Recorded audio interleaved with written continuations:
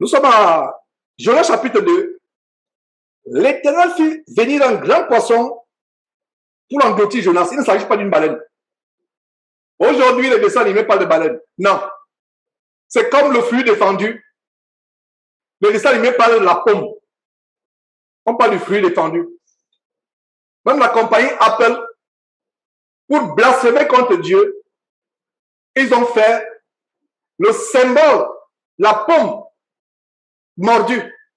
Mais conclusion, dans leur ignorance, Apple, ils pensent avoir blasphémé, non pas blasphémé, parce que le fruit défendu qu'Adam et Ève ont mangé était un fruit. Et il leur était interdit de manger de l'arbre de la connaissance du bien et du mal, de manger de l'arbre. Donc, que ce soit l'écorce d'arbre, que ce soit les racines, il y a les racines d'arbre que nous mangeons. Les Camerounais ont des écorces d'arbres qu'ils utilisent comme des épices pour assaisonner leurs mets, leurs aliments. On peut manger les feuilles d'un arbre. Nous avons même un arbre tellement célèbre ici aux États-Unis, c'est le même arbre qui est aussi célèbre au Canada. On appelle l'érable qui fait un sirop. C'est un sirop tellement célèbre qui sort de l'arbre et on le mange au petit déjeuner avec les crêpes américaines qu'on appelle pancakes. Donc, c'est un sirop qui sort. Donc, on peut manger plusieurs choses de l'arbre. L'arbre a plusieurs choses. Les fruits, l'écorce. Il y a même des mets en Afrique qu'on fait avec le cœur du bananier, c'est-à-dire la partie la plus tendre du bananier ou du palmier. Mais les gens sont concentrés sur quoi? Sur un fruit. On parle de la pomme. C'est même pas la pomme. Donc, lisons bien notre Bible. N'ajoutons pas à la parole de Dieu. N'en retranchons rien. Si la parole de Dieu ne dit pas pomme, c'est pas pomme. Donc, c'est une parenthèse ici. C'est la même chose. Quand les gens pensent à Jonas, on pense à une baleine. Il y a des animaux marins, des poissons dans la mer qu'aucun homme n'a encore découvert. L'homme a la prétention de tout découvrir. Ici, à Houston, nous avons une mer, un océan. Dans la ville qui borde l'océan, Galveston, qui est à quelques kilomètres de Houston, un pêcheur a pêché un crocodile noir dans la mer. Incroyable. Un crocodile noir. Et ça fait les news. On en a parlé à la télévision. Une espèce jamais vue. Un crocodile tout noir qui a été pêché par un pêcheur. J'ai vu la photo du crocodile. Tout noir, noir. Crocodile, même crocodile marin. C'est la première fois qu'on voyait ce crocodile. C'est pour ça que ça fait les news. L'homme, dans sa prétention débridée, pense qu'il connaît tout ce que Dieu a créé. Non. L'être humain n'a même pas encore découvert, malgré les prouesses du soi-disant docteur Cousteau. Je ne sais pas s'il est bien prononcé. L'homme qui explorait, soi-disant, tous les océans, les fonds marins. Il y a même une statuette qu'on a faite quelque part au fond d'une mer, la statuette du docteur Cousteau. Et cela me semble comme étant un rite magique, comme quelque chose de magique, d'initiatique. Parce que cet homme n'était pas un homme simple. C'était un homme qui est dans les mystères. Donc, malgré les recherches de Cousteau et autres, de la NASA avec les satellites qui envoient les images au fond de la mer, l'être humain n'a même pas encore découvert les 0,0000001% de ce que contient la mer. Les scientifiques ont la prétention de tout savoir dans l'univers. Il y a les aliments dans la forêt qu'on n'a pas encore découvert. L'homme n'a même pas encore découvert les 1,1%. Dernièrement, j'enseignais sur l'histoire de Jésus, la révélation de Jésus, à savoir qu'il y a un ver en enfer qui ne meurt point. Les flammes de l'enfer sont tellement incandescentes et il n'y a rien sur terre qui brûle, qui peut atteindre le degré d'incandescence, le degré de chaleur comme une seule flamme. Même les larves du volcan, comparées aux flammes de l'enfer, les larves du volcan, c'est comme la climatisation. Je reprends. Les larves d'un volcan en ébullition, comme le volcan de Nyiragongo qui faisait sortir les larves il y a quelques mois. Les larves d'un volcan, comparées aux flammes de l'enfer, c'est comme la climatisation. Mais la Bible parle d'un ver qui ne meurt point dans ces flammes de feu. Et qu'est-ce qu'on a découvert? Les scientifiques finalement ont découvert que à l'intérieur des volcans, dans les larves, il y a aussi un verre. Je vous assure, mes frères et sœurs, si moi, votre frère Georges, j'avais les universités, des institutions universitaires, le seul livre serait quoi? La Bible que j'ai entre mes mains. Si les hommes de cette terre craignaient Dieu, adoraient Dieu comme vous et moi, le seul livre qu'on enseignerait dans cette université, serait la parole de Dieu. Alors, pourquoi j'ai ouvert cette parenthèse? L'Éternel fit venir un grand poisson, point. On ne vous dit pas si c'était la baleine, ou si c'est le dauphin, ou si c'est un requin. C'est un grand poisson pour engloutir Jonas.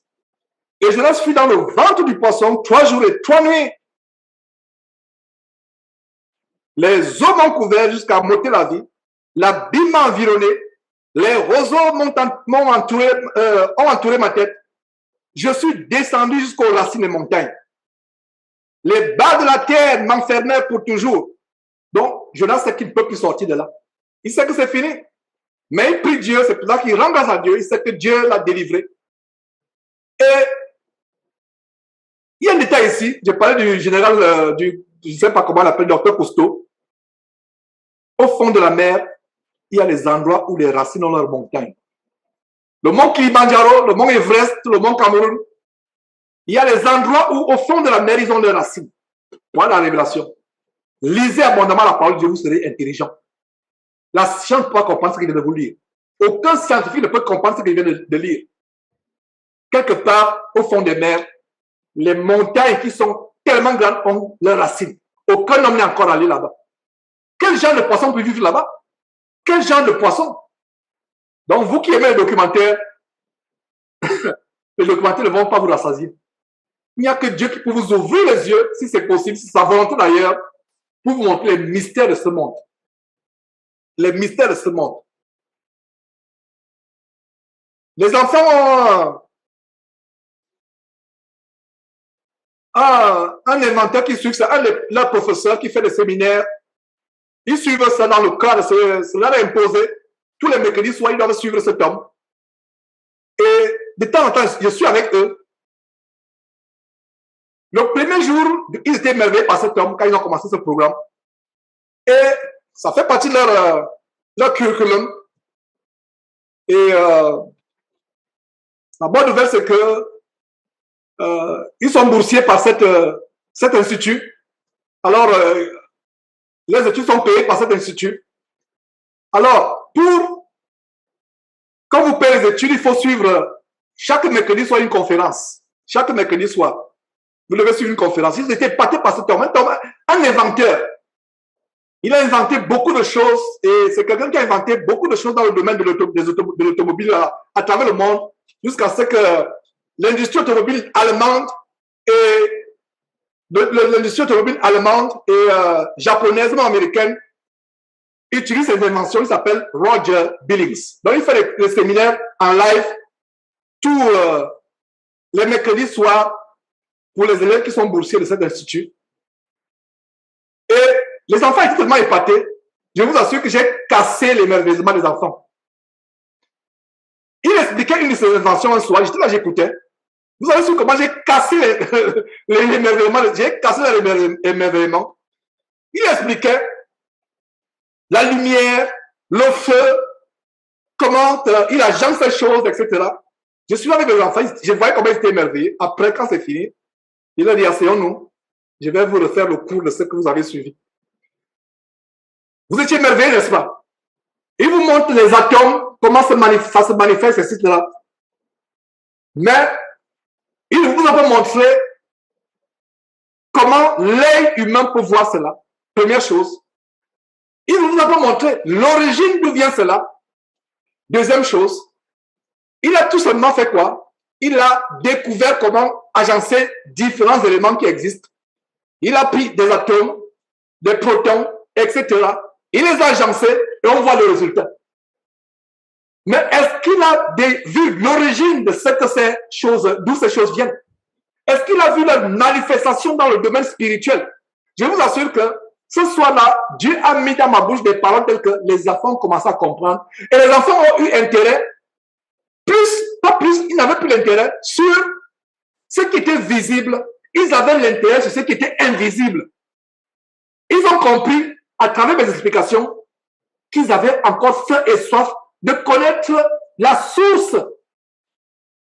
Parce que, afin de connaître ce qui est en amont et ce qui est en aval, les scientifiques comme ce monsieur, un érudit, célèbre internationalement, je ne doute pas qu'il soit intelligent, mais j'ai réussi à convaincre les enfants en disant que cet homme n'a pris que les éléments de la nature, il les a observés, il les a agencés, il a fait les tests en laboratoire, il a agencé ce que Dieu a créé, mais il ne voit pas la source de l'énergie. Et ce jour-là, qu'est-ce qu'il a fait? Il a fait une expérience qui a émerveillé, et il a connecté les choses et l'électricité a jailli. Et j'ai demandé aux enfants, est-ce que ce monsieur vous a expliqué la source de l'électricité? Quelle est l'origine de l'énergie? Est-ce qu'on peut voir cette énergie? Vous serez intéressé à voir les applications visibles, matérielles de cela, ou vous serez plutôt intéressé à voir la source. Tous de manière unanime ont dit, nous sommes intéressés à la source.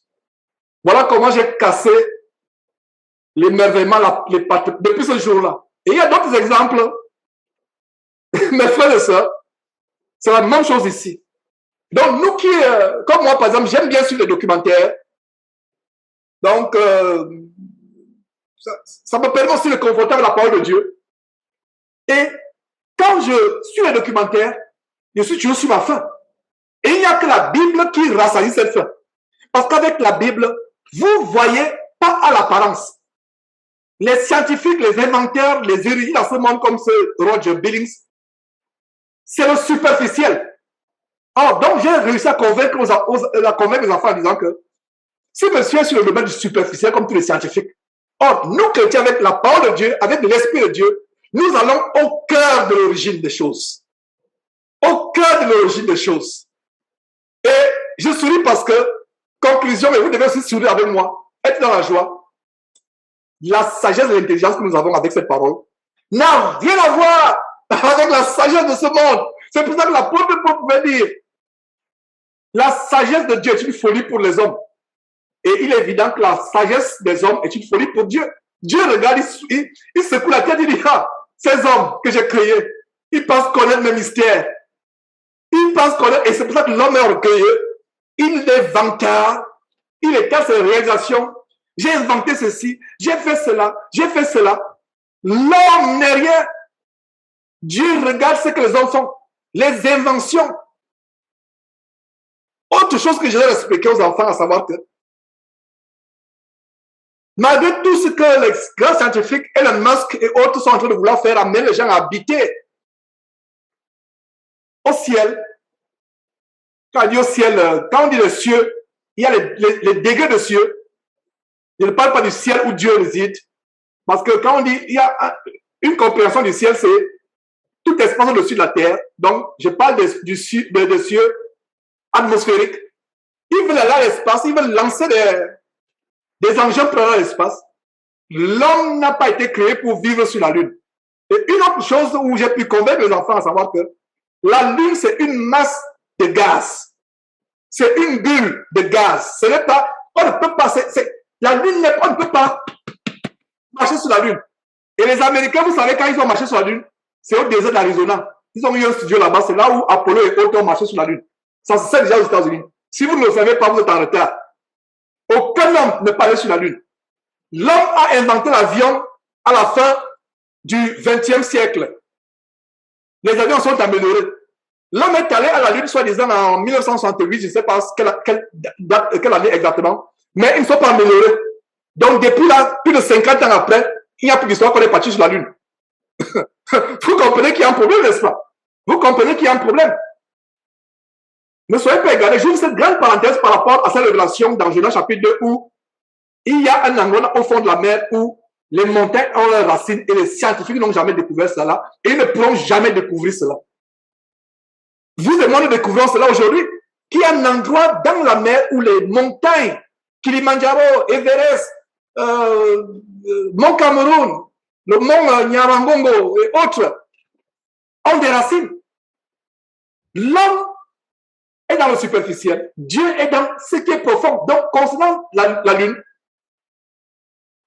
ils ont démontré que la Lune, c'est une planète et c'est la lumière du Soleil qui projette la Lune, qui projette sur la Lune, et c'est pour ça qu'elle éclaire la Lune. C'est la lumière du Soleil qui se projette. Cela est contre la parole de Dieu. La Bible dit que Dieu créa comment? Deux luminaires, un pour présider au jour, le Soleil, un pour présider à la nuit, la Lune. Deux luminaires. Et les luminaires, c'est quoi? C'est une boule de lumière. C'est un luminaire suspendu en l'air. C'est une boule, on ne peut pas habiter. C'est une boule, c'est le gaz qui se dégage de la Lune. Un homme n'ira jamais à la Lune. Si vous apprenez qu'un homme est allé à la Lune dans les jours à venir, je viendrai devant vous, me repentir, déchirer la Bible, page après page, la manger et l'accompagner par un verre de whisky. Pas par un verre de vin.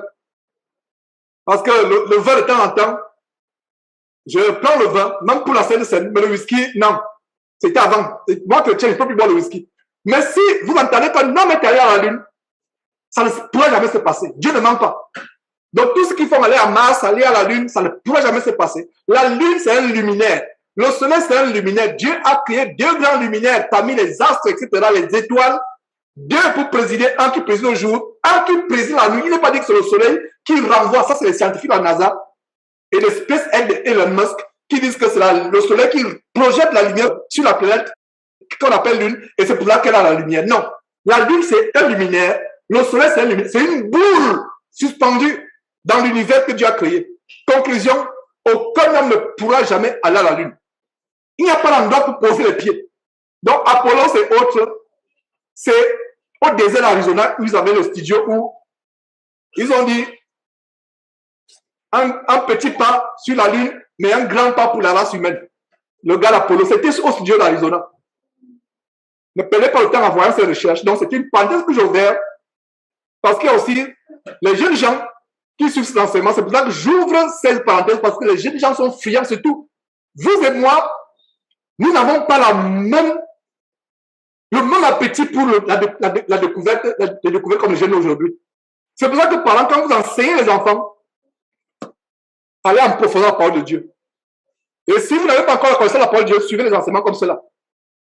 Les enfants aujourd'hui sont friands. Tous les enfants, les miens, les vôtres, ils sont tous les enfants maintenant, tous les enfants. Les enfants de la génération Internet, génération Android, ou comment on les appelle. Ils sont un enfant. Il a 6 mois, son doigt s'est déjà balancé les images sur le... Toi-même, tu as des problèmes pour aller faire défiler les images sur son téléphone. Mais 6 mois, son petit doigt là, tu vois, ce mec tourne, il monte, je vois, il se sourire. non, mais c'est ça. Son petit doigt, un petit doigt de 6 mois, l'enfant, il glisse. Ils sont incroyables, les enfants d'aujourd'hui. Et c'est pour cela que, et vous savez quoi, ne soyez pas surpris, mes frères et sœurs, nos enfants là sont visés par ça pour devenir athées. Parce que quand un enfant a la connaissance, c'est pour ça que disaient mes enfants dernièrement, avoir 20 sur 20 ne m'épate pas. Être des grands, ça ne m'épate pas. J'ai eu une réunion avec eux sévère il y a quelques jours. Je leur ai dit, ça ne m'épate pas. Vous savez ce qui m'épate? Craindre Dieu. Être transformé, changer, devenir chrétien et craindre Dieu. Ok, vos études, vous allez vous occuper de vos familles plus tard, etc. Par la foi, avec études et sans études, Dieu va vous bénir. Maintenant, non, fait notre part. Il ne faut pas que quelqu'un dise plus tard, c'est parce que papa était prédicateur, c'est pour là qu'il nous a empêché d'aller à l'école. Non, tu choisis. Choisis ce que tu veux. Et le diable est en train de vouloir utiliser la technologie aujourd'hui. Vous et moi, quand on était petits, le niveau de la technologie est arrivé. On ne peut pas imaginer, même dans les rêves quand on était enfant, qu'on vivrait aujourd'hui, faire une réunion Zoom. Je suis à Houston, vous allez à travers le monde. Qui aurait cru? Même dans les rêves, je n'aurais pas rêvé quand j'avais 10 ans qu'une réunion aurait lieu. Et qu'en serait-il dans 20 ans, dans 50 ans, si Jésus ne revient pas que temps? C'est pour cela que, si on ne fait pas attention, nos enfants, à cause de la science, de leurs études peuvent devenir des athées. Peuvent devenir des athées. Parce que nous faisons notre part. Même nous qui scolarisons nos enfants à la maison, si tu n'envoies pas les enfants à l'école, tu peux avoir des problèmes. Si l'enfant n'a pas encore 18 ans, la police peut venir pour dire qu'ok, on a appris que vous scolarisez les enfants à la maison. Donnez-nous la preuve de leur bulletin, de leur programme. C'est pour cela qu'on est affilié à cet institut dont je vous ai parlé. On fait notre part. C'est comme l'hôpital. Moi, par exemple, j'ai dit à Confort que si je tombe malade un jour, je ne m'en vais pas à l'hôpital. S'il faut que je meure, je vais mourir. Mais si un de mes enfants tombe malade, je vais l'amener à l'hôpital. Vous voyez la sagesse. Parce que si je l'amène pas à l'hôpital, tu auras des problèmes avec le gouvernement. Est-ce que vous comprenez? Donc, si j'ai ouvert cette parenthèse, mes frères et sœurs, c'est pour vous dire que faisons attention. Sachons fermer la bouche à nos enfants, surtout ceux qui manifestent la curiosité scientifique, l'intérêt à faire des recherches. Et généralement, tous les enfants, c'est pareil de plus en plus. Sans exception. Le bébé avec une tablette. Il y a des choses que vous ne découvrez pas. Il y a des fois, vous avez utilisé votre ordinateur pendant 5 ans, 10 ans. Quand il vient avec ses mains innocentes, il touche l'ordinateur, il y a des fonctions qui apparaissent. Des pages qui sont bloquées, des choses qui apparaissent que vous n'avez jamais vu sur l'ordinateur. Mes frères et sœurs. Donc, faisons attention, c'est une parenthèse par rapport à nos enfants. Allons maintenant dans l'enseignement. Revenons. Donc, jeunesse. Puis, qu'est-ce qui nous a fait ouvrir cette grande parenthèse? C'est l'histoire que, la révélation qu'il y a un endroit dans la mer où les montagnes ont leurs racines. Quelle révélation, mes frères et sœurs? Quelle révélation, un endroit où les montagnes ont leurs racines. Alors, continuons avec la prière de Jonas.